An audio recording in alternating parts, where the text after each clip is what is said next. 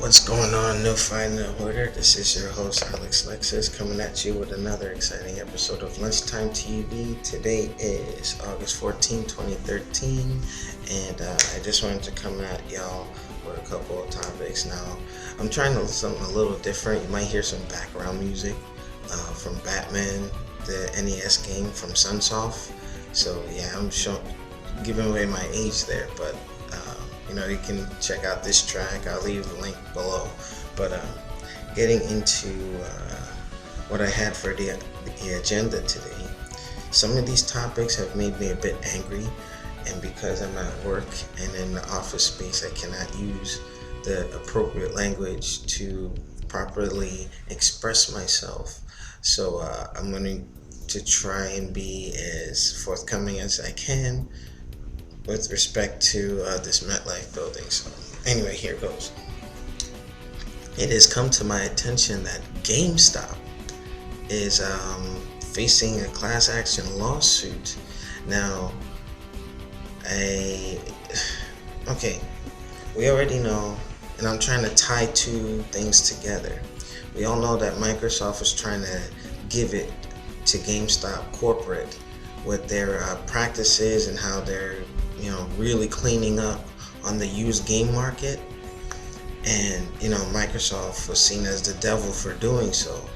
And I mean, I kind of understand where they were coming from with trying to gain some revenue off the used games, because GameStop is capitalizing hand over fist with that. And now going into the next portion of it as to why I brought this lawsuit. I don't have the particulars because I was watching a video and I'm still waiting on my informant to get me the details, but I want to strike while the iron was hot. Now, GameStop is being sued because it seems as if lies were being put out on buying used games as opposed to buying new games. Now, it was told to me that GameStop was really saying, hey, you know what, to a customer A will go in there and say, hey, I want to buy this game brand new. No, don't buy it new. You can get it a little bit cheaper and we'll give you free DLC codes or all the DLC with the game. Now, I don't know what GameStop has been doing this, but if I find out, I'll put the information out there, because that right there is what kind of pushed Microsoft and Sony and all these other people with online passes and all that, because they will desperately try anything that they can do to collect and be freaking super greedy. That's wrong and that's dishonest.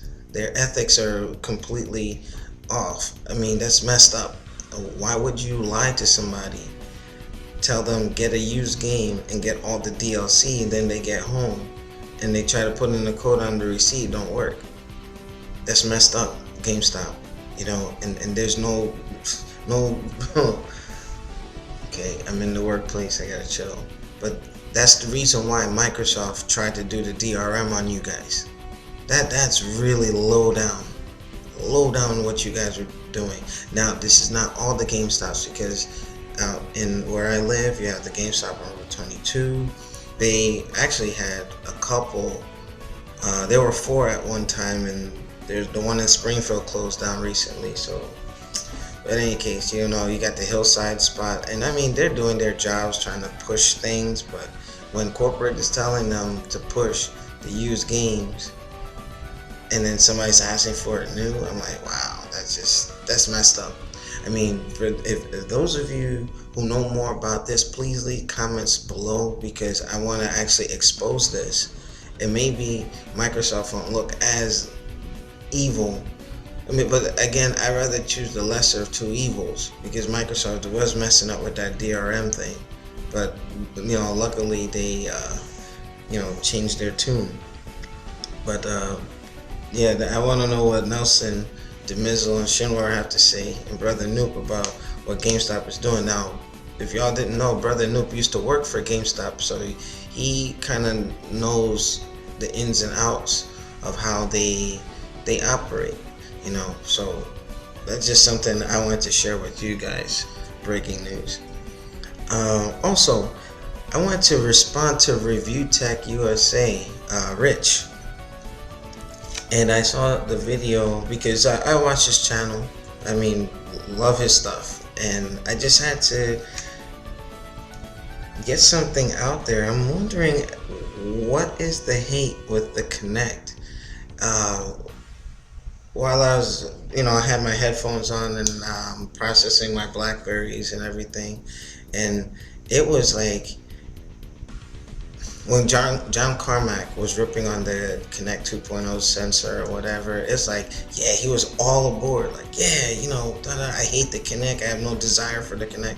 Fine, I get it, But this last video, it was like, I don't know. Like, I'll just say, I defended Kinect because my mom, my sisters, my brother-in-law, family, like, it has its purposes. If you don't like it, that's fine, but I wouldn't deter other people from purchasing the product because it does have its conveniences.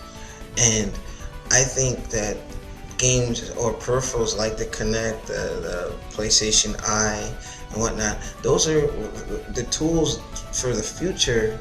Like when they do make better technology, that's going to change the experience of the games. So, I mean, we're not going to be like this forever. I don't want to be like 40, 50 years old still doing this because, hey, I might be getting arthritis. I used to do martial arts and my hands are all jacked up. As you can see, I have crepitus in my wrists. And I mean, adding a different dynamic or another way to play the game, there's nothing wrong with that,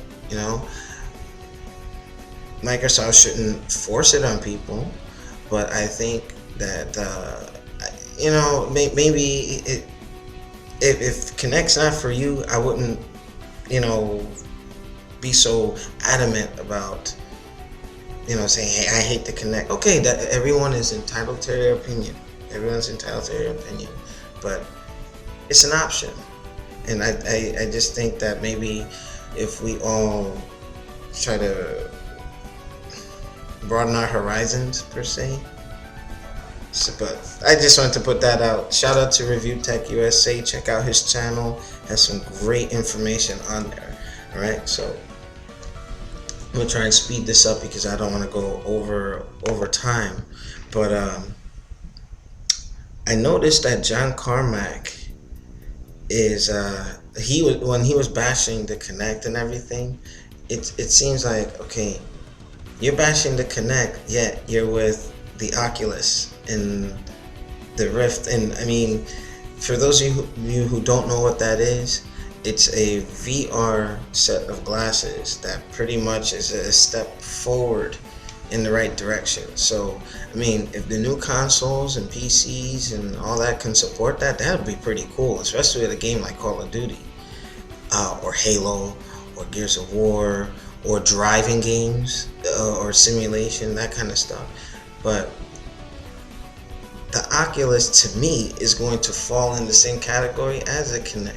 You're going to need an extra device to get a 3D experience type thing. And John Carmack, who are you to bash the Kinect when you're, now that you're the chief officer over at the Oculus Group Rift? It's like, okay, you gotta call it like it is. I mean, it's a peripheral, and I think Microsoft is ambitious same way with these glasses, being the group developing that's ambitious. So I mean, even if, how can I say, people aren't into that, at least the option is there. And even though I'm not a fan of 3D glasses, gives me a headache and all that stuff, hell, look at what happened with the Virtual Boy with Nintendo. Failed miserably. You know what I mean? So it is what it is. So that's just for reviewtech USA, Rich. I just wanted to respond to that. Now, moving on to my last two notes.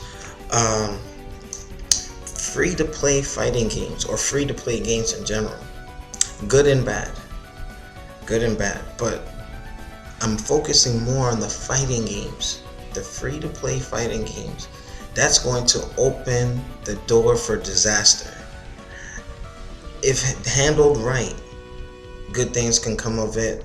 The companies can get the games out to a wider market, but it's almost as if now companies like Capcom and with their known faux pas in the last couple of years, if they start practicing this with franchises like Street Fighter, I'm probably done with fighting games. They're going to completely fuck this up. They're gonna find any little way to nickel and dime you. Oh, you're gonna buy stages, you're gonna buy this, you're gonna buy that, blah blah blah. I mean, the problem with when you piece out a fighting game is, if you, let's for instance, Killer Instinct, that's going to be straight digital, but I have another thing to say after that, after this topic. Okay, you have let's say you buy a complete fighting game, Street Fighter 4, or you buy Guilty Gear or Dead or Alive. You have access to all the characters, so in terms when you're training with somebody, you can say, hey, you know what, man, I can't beat this guy, let me put him in training mode, record, and try to, find some ways around that.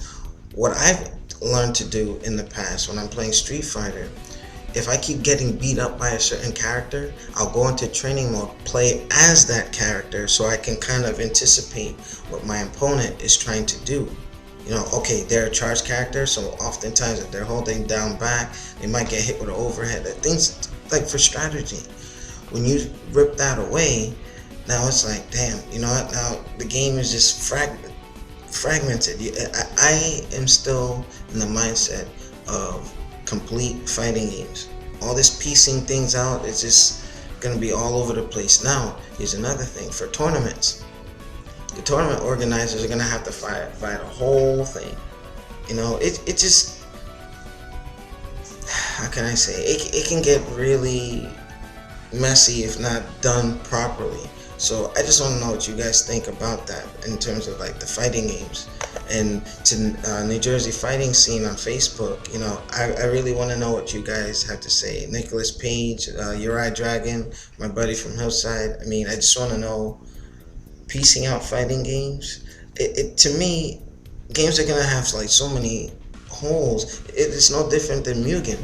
You can customize, but I do remember Ono saying that his grand vision for fighting games of the future will be the ability to customize every aspect of the game. Sounds interesting, but the community, the grassroots community, the older groups like myself, maybe the new guys don't accept it, but for us, we're used to something more complete. So that's just something I don't think I'm too, ready for. And also with the piecing out of the fighting games, now with Killer Instinct being pieced out and as a digital download, now there's the request of having a retail disc. If you have a retail disc, you're gonna have to release all the characters on them. Just letting y'all know. Alright? Because right now I feel like this, I love this baby. Alright, now on my final topic, ripping on Capcom once again. I was watching Alpha Omega-Sin, and he was talking about something that was going on with one of his favorite RPG franchises, Breath of Fire. And, Alpha Omega-Sin, just to let you know, I hear you 100%. Breath of Fire is not the only franchise they're screwing around with. I mean, look at what they did with Mega Man. I mean, I'm not even going there. Those of you who saw my cross-tekken videos know, how I felt about that. I mean, Onimusha completely disappeared. Power Stone, Rival Schools. I mean, there's just a lot of franchises that just disappeared. Capcom, Alpha Omega-Sin, the Capcom we once knew is gone. It's just, some of these people are making boneheaded decisions, just like with Nintendo, and how Adam Sessler said what me and Nelson have been saying for the longest. They need new blood, new people running it, and not a bunch of chimpanzees. Like, it just doesn't make sense to me, some of the decision making that Capcom is making at this time. But that's all I got for you. I don't want to run over time, so if you have any questions, comments, or concerns, check out Twitch TV right above us, where we do our live streams and podcasts every Thursday night. You can check us out over here on our YouTube channel. Shout out to everybody, Danae, Tough Nerd Toys LLC, El Bambi, Black Dragon, Alpha Omega Sin, Angry Joe, and the rest of you guys who are doing their thing with our vlogging. Voice of the Gamers, and I think Microsoft is learning this the hard way. We have a voice, put it out there, there's strength in numbers, and maybe we can get that Xbox One price down just $100 more, and then we're cooking with gas, just like one of my old first sergeants. So this has been Alexlexus coming at you at Lunchtime TV. I'll see you next time on the New Fighting Order podcast show. Peace.